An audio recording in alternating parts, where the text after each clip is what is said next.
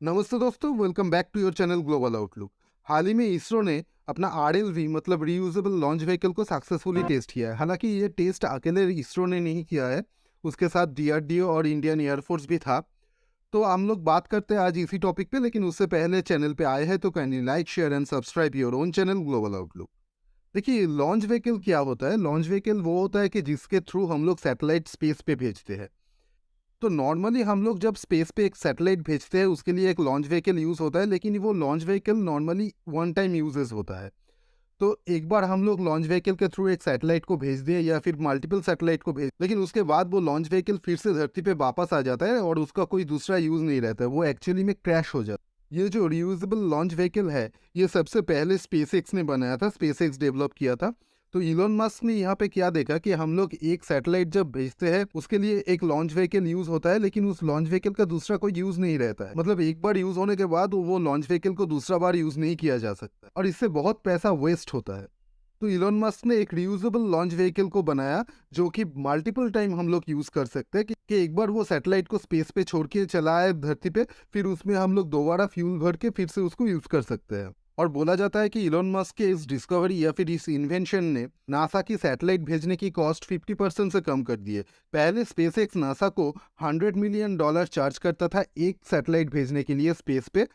अभी SpaceX NASA को $50 million खाली चार्ज करता है एक सैटेलाइट भेजने के लिए। मतलब 50% से कम हो गया ये चार्जेस।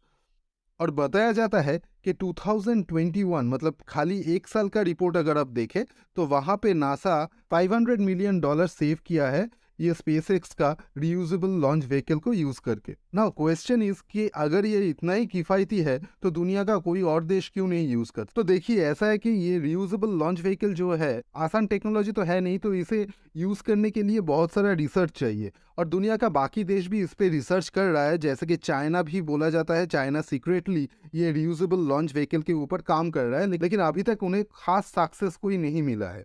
2020 में रशिया ने अनाउंस किया था कि 2026 तक रशिया खाली रियूजेबल लॉन्च व्हीकल ही यूज करेगा सैटेलाइट को लॉन्च करने के लिए।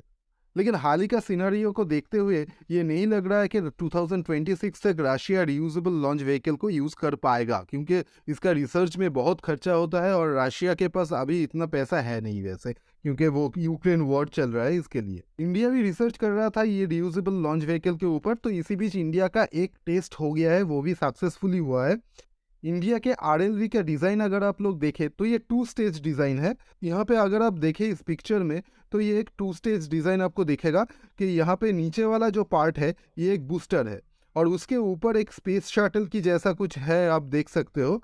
तो ये एक्चुअली ऊपर वाले पार्ट में ही आपका सैटेलाइट होगा और ये नीचे वाला पार्ट इसको बूस्ट करके मान लो कि 100-200 किलोमीटर ऊपर स्पेस में लेके जाएगा और वहाँ से ये ऊपर वाला पार्ट डिटैच हो जाएगा।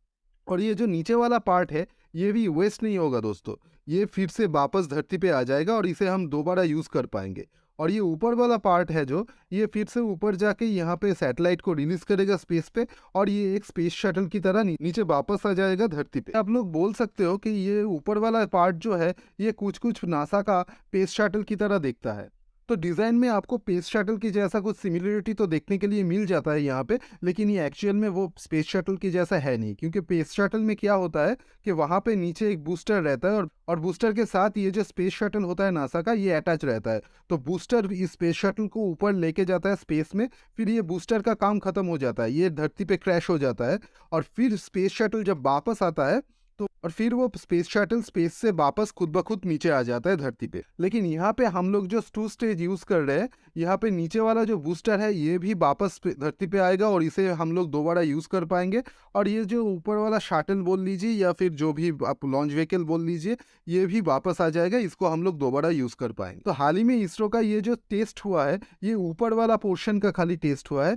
इसे हम लोग क्या किया है कि चीनूक हेलीकॉप्टर के द्वारा, मतलब जो इंडियन एयरफोर्स का हेलीकॉप्टर है चीनूक, उसके द्वारा बहुत ही ऊपर तक लेके गए, वहां पे ये इसको छोड़ दिए और फिर ये खुद ब खुद नीचे धरती पे लैंड हो गया। तो ये टेस्ट हम लोग मल्टीपल टाइम किए हैं और हर बार हम लोगों को सक्सेस ही मिला है।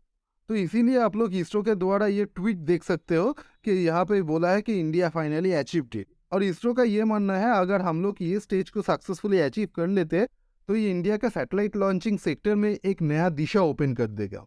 बोला जा रहा है ये आरएलवी या फिर रीयूजेबल लॉन्च व्हीकल इंडिया के सैटेलाइट भेजने का कॉस्ट इतना कम कर देगा कि पर केजी $4,000 के करीब खर्च होगा, जो कि इंटरनेशनल मार्केट के मुकाबले बहुत ही ज़्यादा कम है।